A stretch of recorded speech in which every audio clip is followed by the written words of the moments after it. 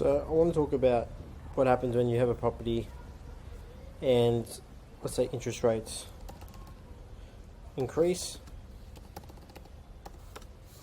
and let's say you want to see what it looks like on paper. Now let's say you're getting 3% principal. Let's go interest only. So I want to just paint a picture here, because something that we don't, doesn't get spoken about. Let's say again, $3,500 rent, water, sewage fees. You got property management fees at 8%. You got insurance at $1,200 a year. Now, as you can see, at a 5.85% yield, but let's just raise it because we're cheating for our clients, around 6% for our clients. Okay, so we're roughly there. Okay. Now, don't worry about the cash flow graph, but as you can see, we're looking at it from this line perspective here, and you're seeing here it's about $6,000 of positive cash flow. Okay, now let's say you want to go on a principal and interest right away, and what that looks like. So that's negative $1,200 a year. It's coming out of your pocket to pay for it down on this property. Now, this all comes down to where we're purchasing the property, and depending on the rates, depending on the insurance, and depending on the water sewage fees as well. Okay, and that's what's gonna consider this amount. It might be positive, it might be negative, it might be neutral. Okay, we do have clients. For example, one of my brothers purchased a property, and it's putting $1,000 a year in his pocket, but his rates, it's 6% yield as well, but his rates and insurance fees are lower than some other places around Australia. So let's take that in consideration. But first, this is negative $1,200 a year, and that's at 3%. Now, let's come down to this calculator here. As you can see, the first year it's negative $1,200, then it's negative $500 and say $50, then it starts to be positive. And then by 10 years, let's say by 10 years, it's going to be positive nearly $6,000 or $5,500 a year. Now, that's not considering you have any offset accounts attached and you're paying down the debt even faster. Because let's say you did have $50,000 in your offset account on this particular property at $400,000 that you've purchased price.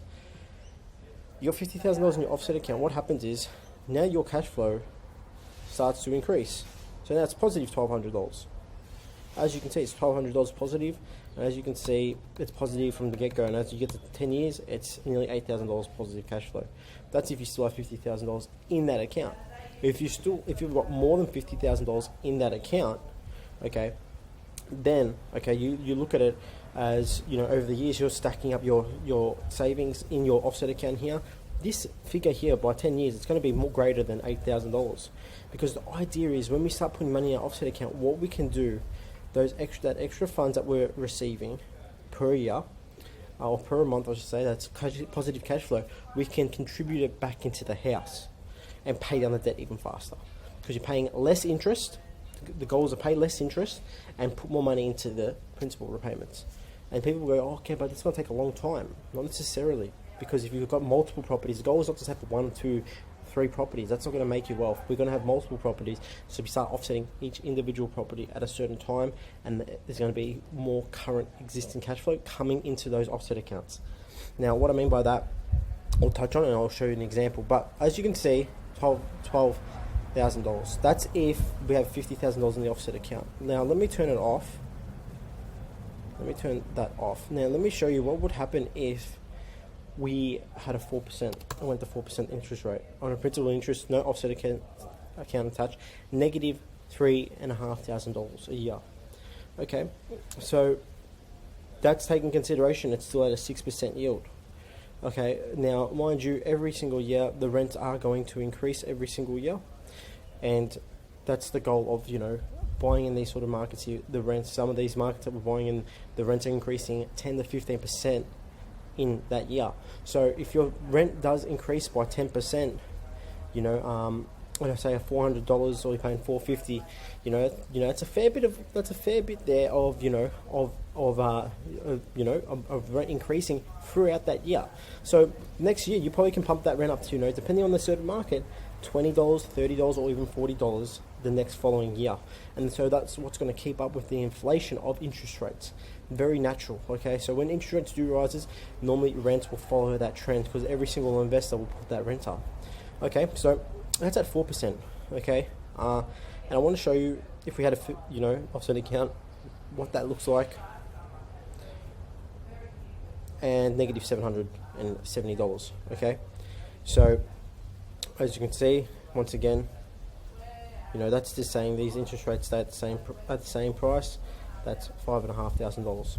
So imagine if it was negative geared property, and from day one. So what I mean by that, let's say you get a 3% interest rate, and let's say you bought for 400, and let's say the rent's at say $300, which is a 4% interest rate, a 4% yield. Like let's say Melbourne, Melbourne hypothetically is averaging a 3.5% yield. So very close to it, but imagine that's on principal's interest right away, and you bought something in Melbourne. Now you probably won't be able to buy a house for 400,000, but let's say hypothetically you bought something at 800. You get the gist of it's already negative geared from day one. What does that look like? So this is at 400,000. The rent's $280. All right, $280 a week, but the yield's at 3.7, which is the average yield in Melbourne, 3.5. Leave the rates as it is, 3% interest rates, principal and interest. That's now $9,000, $9,500 is a lot of money. If interest rates rise by 1%, you start looking at that as $11,000, not $12,000 a year. Okay, so the benefit of these type of properties, they're putting money in your pocket, which is the most important thing. Now I want to show you something, and I'll explain something a little bit deeper. Now I want to touch on a client here. At this point in time, he's got about $12,000 coming in, and we're just about to purchase his third investment property. So he's got about $12,000 coming in. The goal is to get these sort of properties, in that period of time, which very easily we can do that. Purchase nearly, 3 in space of 12 months. So when he does purchase this has been very conservative with 6.2% yield, and as you can see, it's about $5,000 a year. Excuse the noise, I'm just out away on a holiday, so I'm trying to record this. So what the goal is here for Anthony, we're going to purchase these properties, and now these properties are on interest only. This one's going to be on interest only, which will be shortly the purchase right away. Just going through the settlement phase at this point in time, haven't factored it in, but Am's going to have it here. If we tally it up, that's nearly $17,500 positive cash flow coming in his pocket. Okay, and the goal is we're going to purchase another one at the end of this year. So he's going to get close to $25,000 in his pocket with those 4 properties, and then we're going to be able to purchase that next one probably even faster than what we expected. Being what these properties are growing at. As you can see, the first 2 have done quite well in year 1. We don't know if the third one, because we're just about to purchase it, and the others we don't know. But it just shows what the power of leverage is. But where I'm going with this is he's going to have 3. Okay, it's $17,500 going to come in his pocket. What the goal is, let's say we've purchased that 4th or 5th. You're going to have about over $35,000 coming in your pocket. Okay, of these 5 properties here. Okay, and he's going to be able to do this very easily, and anyone can do this. He earns $65,000 a year on a gross income. Now, what the goal is then what we're going to do is eventually we're going to turn this property here on a principal and interest. So let's put this principal and interest and show you what it looks like. Okay, now it's a 7% yield. Okay, but don't worry about the yields, because at the end of the day, I'm showing you facts here, what's going to happen with every single person's portfolio, because you're going to buy a property, the rents are going to increase. As your rents increase, your yield increases, and we're averaging 6% plus for our clients. So let's say he's getting 3.1%, okay, and he's on principal and interest right away. Now it's only positive gear, $370 a year, but what the goal is when we got that additional $35,000 of positive cash flow, let's minus the 5. Let's say you got 30 grand because this property now has gone the principal and interest. What the goal is, we start putting this money into an offset account on this property here, and we start smashing out this debt. As you can see, he doesn't have much debt left on this property, and we start smashing out that debt. That $30,000 that can go into the offset account, and we just lower our interest repayments, and what we can do is increase our monthly principal repayments. Okay, does that make sense? Because we don't want to get that $30,000 each year and put it into the property and pay down the debt. We want the cash in our bank account. So the best way to go about it is putting in your offset account and lowering your interest repayments. And what I mean by interest repayments, that's the interest Anthony's paying a year on this property at 3%, okay, which is $7,500. We're going to lower that interest repayments, and let's say we put $50,000 in that in the offset account. You know, that interest repayment is going to be pretty cut in half at one point. So you're probably going to be paying around $4,000 in interest there. That additional $3,000, let's just say, that's when you want to chuck into the home loan repayment.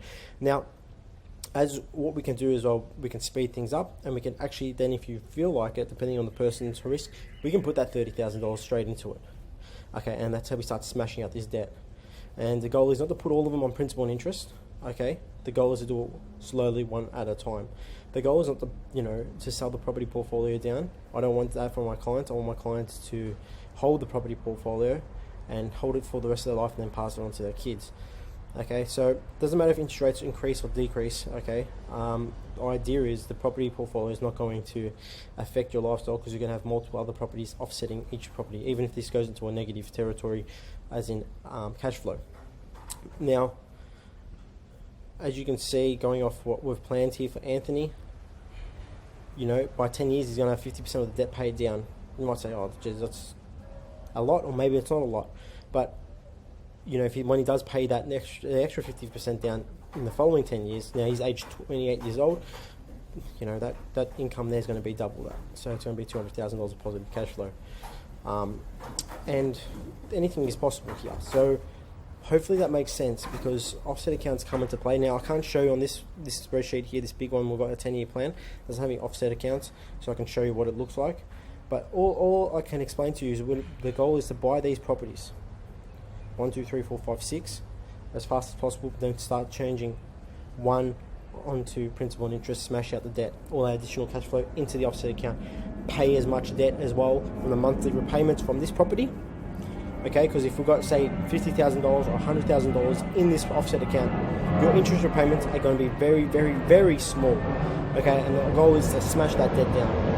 Excuse me for the aeroplane.